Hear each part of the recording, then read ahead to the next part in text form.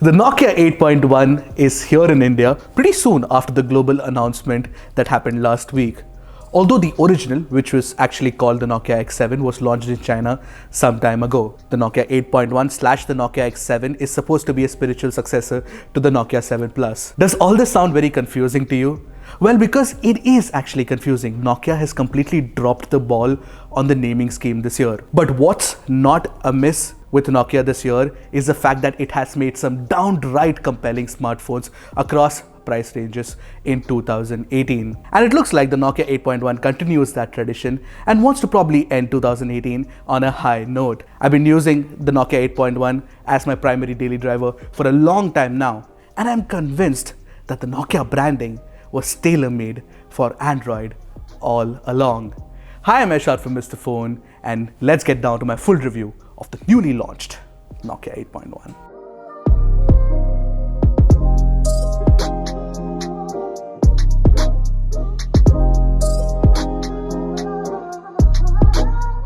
Before we move on, don't forget to hit that subscribe button and the bell icon right next to it, because we make awesome tech videos and you might want to see reviews of your favorite smartphone next.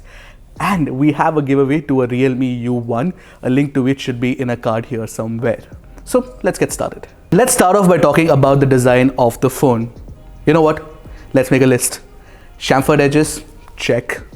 Great glass body, check.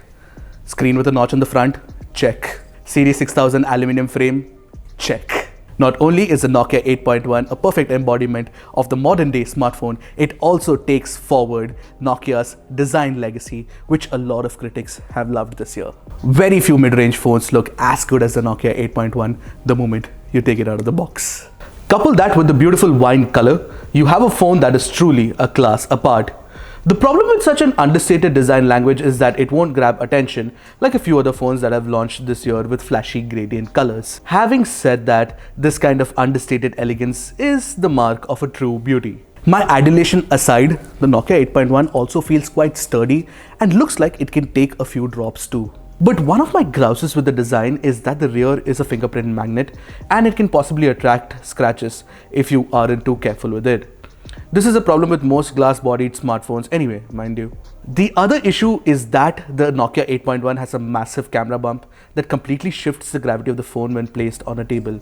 Moving on though, below this module lies the fingerprint scanner that is fast and super accurate. You can also set a trusted face to unlock the phone, but it is buried deep inside the smart lock feature in settings. It is the most cumbersome way to unlock a phone. First, you have to wake up the screen, then check to see if the camera has recognized your face or not, and then you have to swipe up the screen to get into the home screen. It is a hit and a miss affair most of the times. I suggest you stick to the reliable fingerprint scanner instead. The rest of the design is standard with a USB Type-C port at the bottom and a speaker to its right. There are two mics on the phone to capture Ozo audio, and there is a headphone jack on the top. The hybrid SIM card tray accepts 2 nano SIM cards, or you have to sacrifice a secondary SIM slot for a memory card in case you want more storage. The metal buttons on the right edge are also adequately tactile and great to click. To sum up the design, the Nokia 8.1 is a stunningly designed smartphone from HMD's stables. The Nokia 8.1 6.18-inch LCD panel has been heavily marketed as pure display by the company. Now, why does it call it pure display? Because it wants to highlight the HDR capabilities of the screen and the 500 nits of brightness that it can achieve. So yeah, the 6.18-inch pure display LCD panel has an aspect ratio of 18.7:9 and a screen resolution of 2280 by 1080 pixels. And it also has a wide notch and a fairly decent sized chin at the bottom. The front actually reminds me a lot of the Poco F1. Only difference is that Nokia utilizes the chin for branding. Also, the notch is so wide that it cuts through a lot of the network information and such. But unlike the Poco F1, the Nokia 8.1 has wideband L1 support for HD streaming and quite literally no screen bleeding issue. But the Nokia 8.1's display is not quite perfect in the sense that it doesn't offer 100% of the color gamut. And the auto brightness powered by Google's adaptive brightness technology is very stringent and keeps the brightness levels low at all times, even under bright sunlight. That said, the display is still very crisp and plenty colorful for daily usage.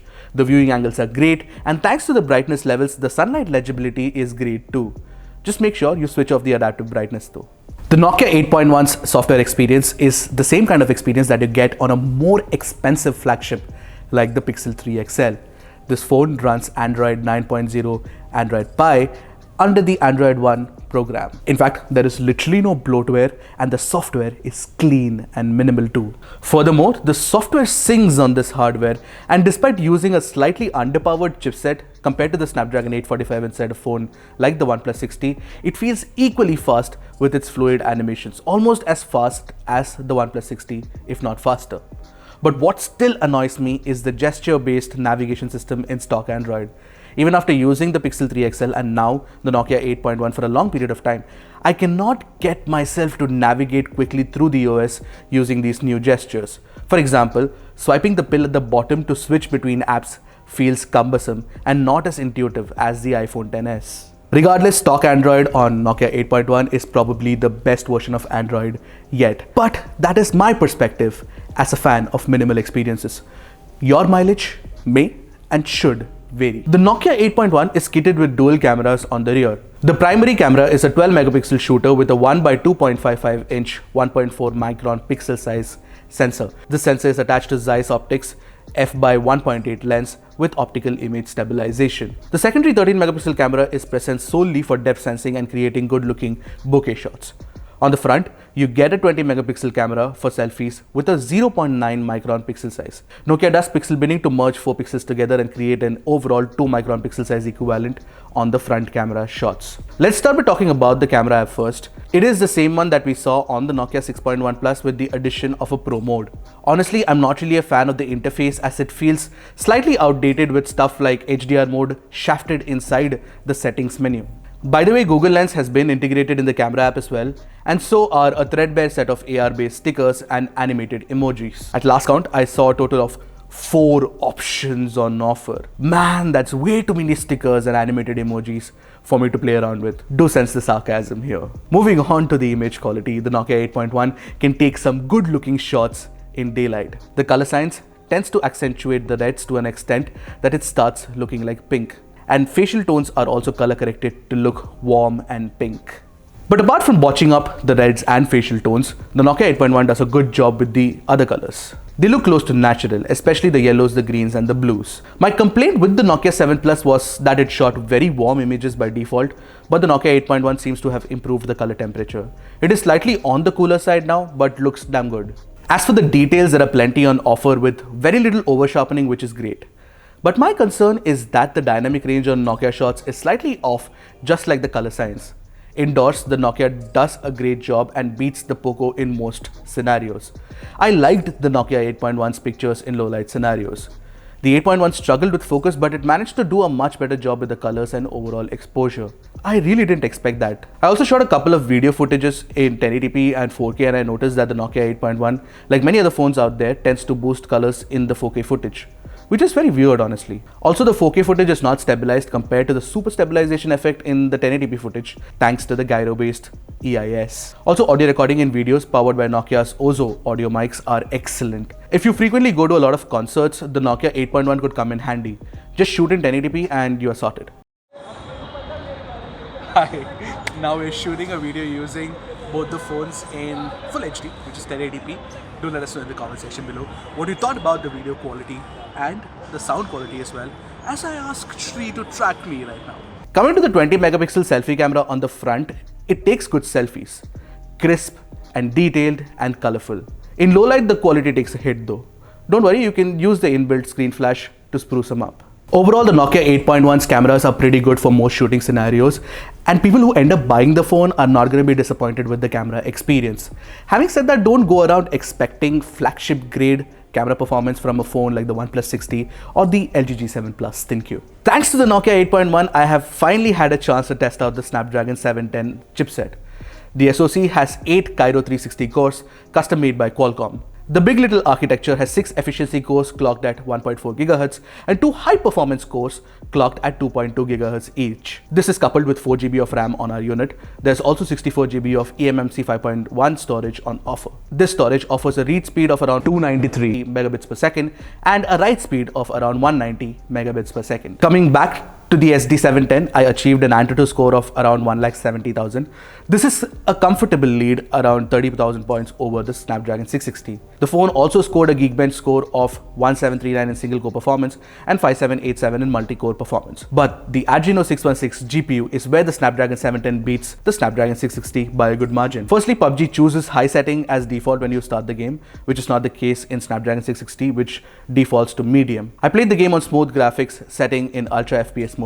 I got a median frame rate of 34 FPS with the phone heating up to 43 degrees after a 20-minute session. This is slightly on the hotter side, and the top portion near the camera is where the phone is affected by the heat the most. One of the things that Nokia brings to the 8.1 with its stupendous networking capabilities is great call quality and 4G performance. I got a Wi-Fi download speed of 6.7 MBs per second and an upload speed of 14 MBs per second on the same Wi-Fi network that I regularly used to test all my phones. This is definitely on the higher side of the numbers. Similarly, I also got 4G download speeds of 8.4 Mbps and 3.2 Mbps upload speeds on the same Airtel network. This is more than what the OnePlus 60 achieved. Couple this with no 4G network drops or call quality issues, the Nokia 8.1 gets the phone bit of the whole experience absolutely right. The Nokia 8.1's display is its strong point. The HDR capable display supports both Netflix and YouTube videos in HDR. This makes the blacks incredibly deep for an LCD panel, and the dynamic range improves too. I quite enjoyed watching videos on this panel. I can tell you with confidence that this is the best display you can find on a phone in this price range. The audio experience was a bit of a letdown though. The single downward firing mono speaker at the bottom can definitely get pretty loud, but it can be muffled easily when held in landscape orientation.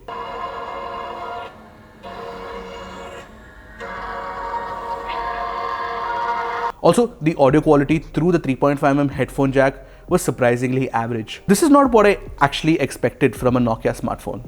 I'm not saying that the phone has to have audiophile grade sound, that's expecting a bit much, but it is strictly of average quality. In fact, I'd suggest that you improve the sound quality by investing in a pair of good portable, DAC plus amp setup if you want good quality sound, that is. Providing the juice for all this tech is a 3500 mAh lithium-ion battery. This battery also supports 18-watt fast charging on Quick Charge 4.0 standard, which I am presuming since Snapdragon 710 supports the latest standard out of the box. And inside the box, you get a bundled fast charger as well.